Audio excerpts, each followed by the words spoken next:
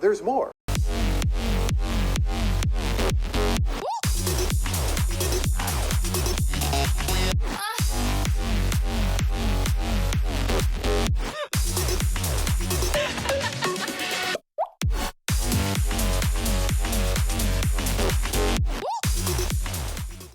Hey, what's up guys, Syed here, and today I am in the 2020 Skoda Octavia RS245 with Adrian, the owner, beside me. Hi. And we have his friend Benjamin behind. Benjamin also drives an RS245, right? Yeah.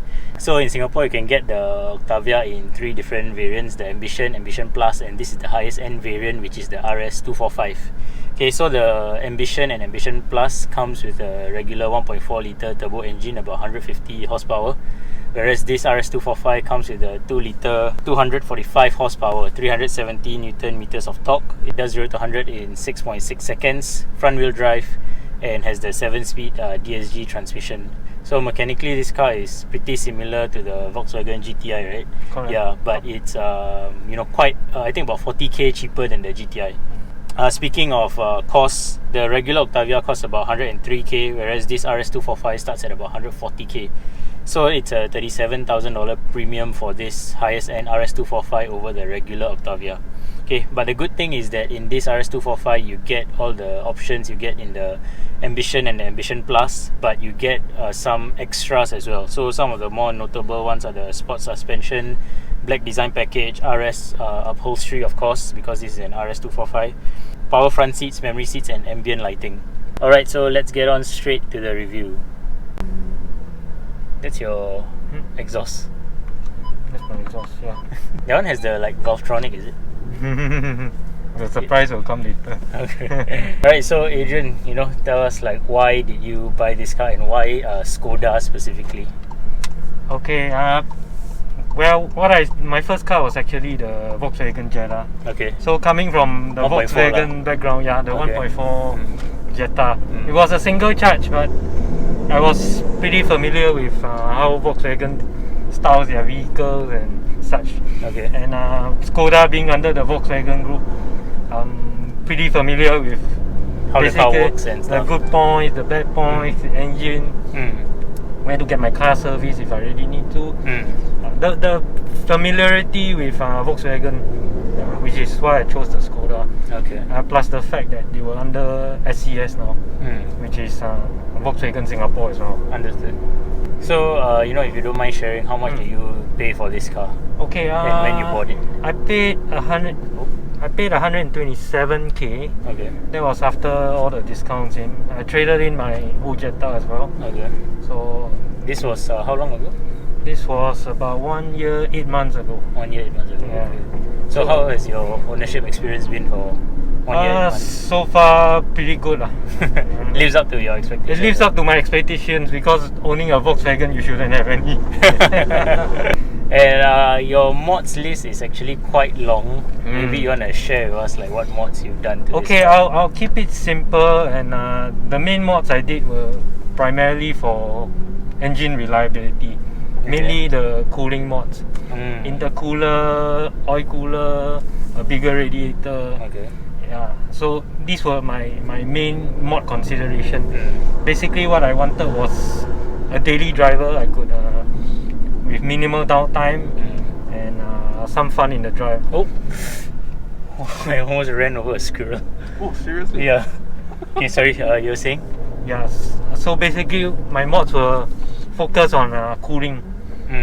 Cooling mods. Okay. Not so much on power. I wasn't going for the kind of power that most Volkswagen go for, stage 2 or stage 3. Okay. So I was focusing on reliability and drivability. Understood. Maybe do you mind just sharing some of the more prominent mods on this car? Okay. The more prominent mods, stage 1, definitely just to optimize the engine output.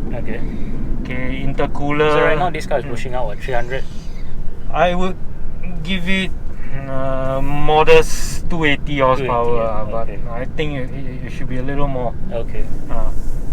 We went for a dyno before. I think it churned out about 280. 280, okay. And then sorry, you were telling us about your mods, the more prominent mods. Okay, again, I was pushing more towards drivability and handling and cooling. Cooling being the priority, handling being the next. So if I had a bunch of mods I had to put in order, it would be the cooling mods. Yeah. Okay. And air intake, radiator, intercooler, and the rest will be on handling, like roll bars, full set, is it? lower control arms, links, everything. Oh, okay. All-in suspension. Okay. Quite a lot of mods. Yeah. Tell us, like, what do you like about this RS245? Oh, the first thing that comes to mind is drivability. You will not find the kind of handling in any other cars.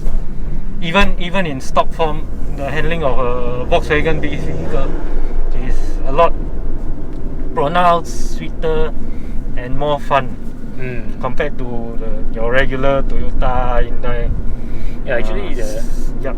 I'm just driving around Mount Faber now, like the corners here, not going too fast. Yeah, quite planted. Yes. Quite planted, and the steering is quite light also for a car that's so sporty. Okay, one thing I did about the suspension is I got it corner weighted. So it's kind of optimized for the way I want to drive it. Putting the weight where I need it to be, I see. and getting the preload done up. Yeah. Oh, interesting. Okay. And then what do you dislike about your car? It's a Volkswagen, so I mean the regular things come up, like reliability, which is what I'm trying to prevent. But so far, no issues. So far, no main issues. I mean, there was a thermostat housing, but that was common among the higher performance Volkswagen engines, so it was to be expected. Yeah, the handling is very sharp. Yes, the handling is very sharp. Oh. I took quite a lot of effort to put the handling together. Okay. So the difference is very big, is it, from stock and? Now you could pretty much drive with your eyes closed if I want to put it. Yeah, very easy to drive and very fun also. Yes. Yeah, and this steering wheel reminds me of the Volkswagen Golf. Yeah, the main reason is because I do a lot of daily driving, which explains my very high mileage. So I mean, I needed something to keep me focused on the road. Okay, so understand. I think if a car is fun to drive, you just enjoy it too. Yeah, that's true. Okay. So let's say someone is looking to get an RS245 or Volkswagen in general. Yeah. Do you have any advice for them? My best advice to new owners coming from a Japanese car, whatever thoughts you had about that Japanese car, throw it out the window. What do you mean by it? Well, a Volkswagen-based vehicle is a truly different platform altogether. I mean, whatever you expect out of your Japanese car, you won't find it on a Volkswagen. A Japanese car is more focused towards daily reliability, getting you from point A to point B. For a Volkswagen-based car, it's getting you A to B in the most fun way possible. Okay, maybe do you mind just sharing a bit about some people who are looking to get Volkswagen, right? They are very concerned about maintenance and reliability. Do you have anything to share about that? Maintenance-wise, it isn't much different from any Japanese car. I mean, most of you guys who come from a Japanese car will hear people say Conti car costs might be more expensive. Not necessarily true, because everything you hear is based on somebody's talk to somebody. Do your own research, go around, ask people who actually own one. Yeah, that's very important. And then you'll get the true picture of owning one. Okay. And Benjamin, do you have anything you want to add on? I also came from a Japanese car. Okay, which car was it?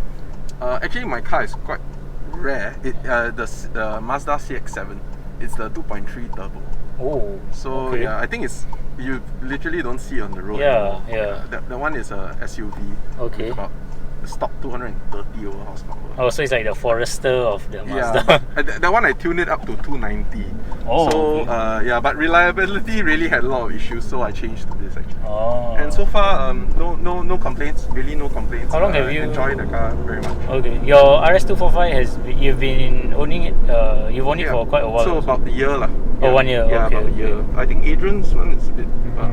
Coming to 2 years. Coming to 2 years. December will be 2 years. Oh, Yeah, but very fun car to drive overall. Definitely. Very enjoyable. Yeah. Yeah. Okay. Do you think it's value for money? Oh, definitely. Definitely. What are key selling points, right? Yeah. So one of the key selling points is like the bang for buck. Everybody is always on it. And I think it won some award also. Yeah, I think car so. of the year. Yeah. I think in Europe also they won some awards, if I'm correct. Yeah. Unfortunately, I think in some countries it's not really Popular. well known yet. Yeah. So hopefully, Like Singapore? Singapore, yeah, I'm seeing more and more on the road. Oh yeah, definitely. Yeah, Yeah, correct. seeing more and more on the road, Yeah, correct. When once people So- start to realize that actually you can get a Conti car Yeah. at a not so Conti level. Yeah, and basically it's basic Volkswagen. That I don't really think there's much difference except for the badge. Yeah. actually, yeah. Some trivia wise, Ah. there are actually some seat models made in the Skoda factory. Oh, okay. One of them is Oh the my Etika. God. Rapid. Yeah. Okay. Sorry. Yeah. Okay. So can you plug and play parts from Volkswagen? You can. You can, okay. It's not an issue as long as it's a Volkswagen part. You'll fit somewhere. Alright. If I want to round out this car, it's taller per BHP, Yes. 4 doors, and a very huge boot.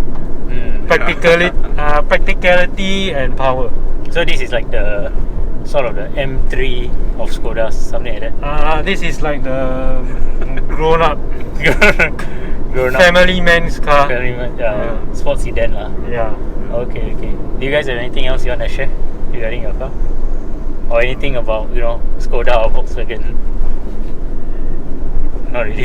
Not really. I mean, just buy with confidence. Yeah. If you're not so particular on the badge lah, to be honest, yeah. It's not a that's brand true, thing. It came from Volkswagen. That's true. But I mean, if you are getting more or less the same car at a cheaper price, why not, right? Correct. Yeah. Okay. Alright, that's about it for this review, guys. Thank you so much for watching. Hope you enjoyed it, and I'll see you guys in the next video.